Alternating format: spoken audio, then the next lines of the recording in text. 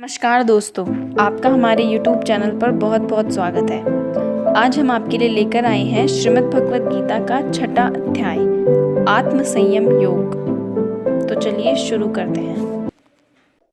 श्री कृष्ण भगवान ने कहा, हे पांडुपुत्र, जो पुरुष अपने कर्म फल के प्रति अनासक्त है और जो अपने कर्तव्य का पालन करता है, वही सन्यासी और असली योगी है। वह नहीं जो न तो अग्नि जलाता है और न कर्म करता है।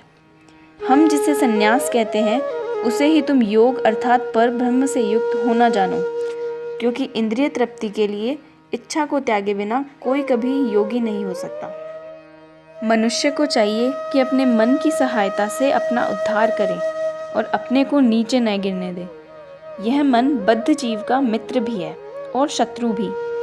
मन ही मनुष्य के बंधन का और मोक्ष का भी कारण है। इंद्रियों विषयों में लीन मन बंधन का कारण है और विषयों से विरक्त मन मोक्ष का कारण है। जिसने मन को जीत लिया उसके लिए मन सर्वश्रेष्ठ मित्र है, किंतु जो ऐसा नहीं कर पाया उसके लिए मन सबसे बड़ा शत्रु है। जिसने मन को जीत लिया है उसने पहले ही परमात्मा को प्राप्त कर लिया है, क्योंकि उसने शांति प्राप्त कर ली है। ऐसे पुरुष के लिए सुख दुख शीत ताप मान अपमान एक से हैं। योगी को चाहिए कि वह सदैव अपने शरीर मन तथा आत्मा को परमेश्वर में लगाए, एकांत स्थान में रहे और बड़ी सावधानी के साथ अपने मन को वश में करे। उसे समस्त आकांक्षाओं को तथा संग्रह भाव की इच्छाओं से मुक्त होना चाहिए। तात्पर्य यह है कि कोई भी व्यक्ति अपनी दूषित इंद्रियों के द्वारा श्री कृष्ण के नाम रूप गुण तथा उनकी लीलाओं की दिव्य प्रकृति को नहीं समझ सकता। भगवान की दिव्य सेवा से पूरित होने पर ही कोई उनके दिव्य नाम रूप गुण तथा लीलाओं को समझ सकता है। यह भगवद गीता कृष्ण भावनामृत का विज्ञान है। मात्र संसारी विज्ञान से कोई कृष्ण भावना भावित नहीं हो सकता। उसे विशुद्ध चेतना वाले व्यक्ति का सानिध्य प्राप्त होने का सौभाग्य मिलना चाहिए। कृष्ण भावना भावित व्यक्ति को भगवत कृपा से ज्ञान की अनुभूति होती है।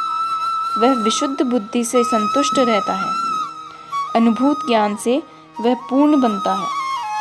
आध्यात्मिक ज्ञान के द्वारा मनुष्य अपने संकल्पों में दृढ़ रह सकता है, किंतु मात्र शैक्षिक ज्ञान से वह बाध्य विरोधाभासा से द्वारा मोहित व भ्रमित होता रहता है। केवल अनुभूत आत्मा ही आत्म संयमी होता है, क्योंकि वह कृष्ण की शरण में जा चुका होता है।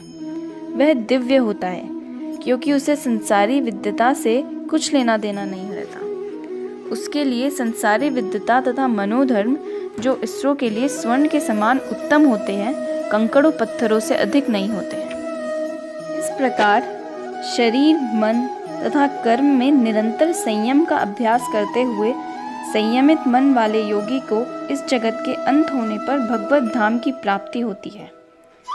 योगाभ्यास किसी भौतिक सुविधा की प्राप्ति के लिए नहीं किया जाता।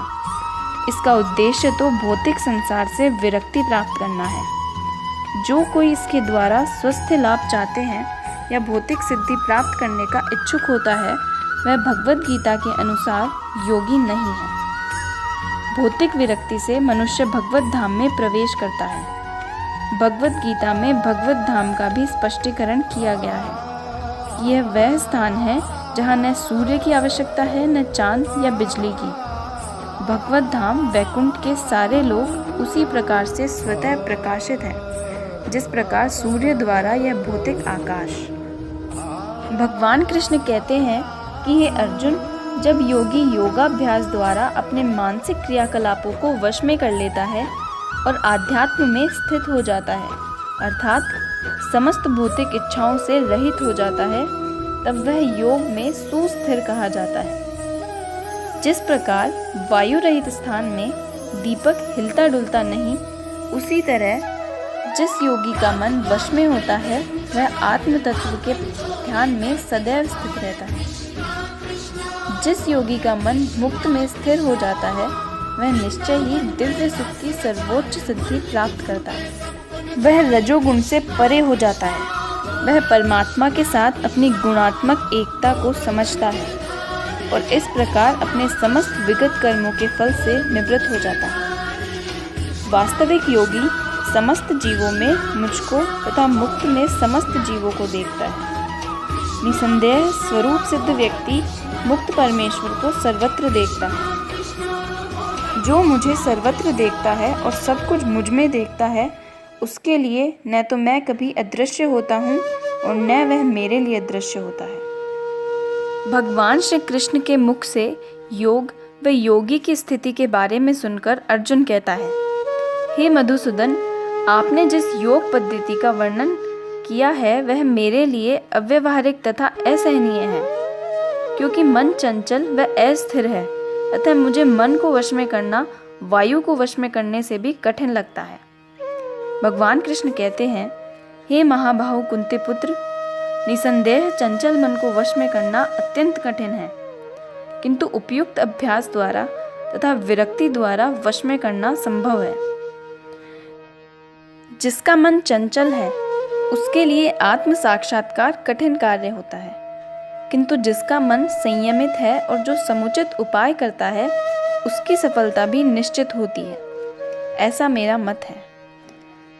अर्जुन ने भगवान कृष्ण से प्रश्न किया, हे कृष्ण, उस असफल योगी की गति क्या है जो प्रारंभ में श्रद्धापूर्वक आत्म साक्षात्कार की विधि ग्रहण करता है, किंतु बाद में भौतिकता के कारण उससे विचलित हो जाता है और योग सिद्धि को प्राप्त नहीं कर पाता। भगवान कृष्ण ने अर्जुन के संदेह को दूर करते हुए कहा, हे अर्जुन, कल्याण कार्य में लगे हुए योगी का न तो इस लोक में और न परलोक में ही विनाश होता है। हे मित्र, भलाई करने वाला कभी बुराई से पराजित नहीं होता। असफल योगी पवित्र आत्माओं के लोक में अनेकानेक वर्षों तक भोग करने के बाद या तो सदाचारी पुरुषों के परिवार में या धनवानों के कुल में जन्म लेता है। दीर्घ काल तक योग करने के बाद असफल रहे तो वह योगियों के कुल में जन्म लेता है, अति बुद्धिमान होता है। एक योगी पुरुष एक तपस्वी से, ज्ञानी से तथा सकाम कर्मी से बढ़कर होता है।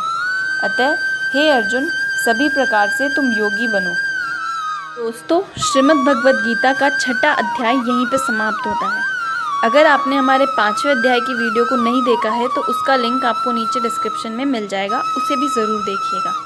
और अगर आपको हमारे वीडियोस अच्छे लगे तो उन्हें लाइक भी कीजिएगा और अपने दोस्तों के साथ शेयर भी कीजिए। धन्यवाद। जय हिंद। वंदे मातरम।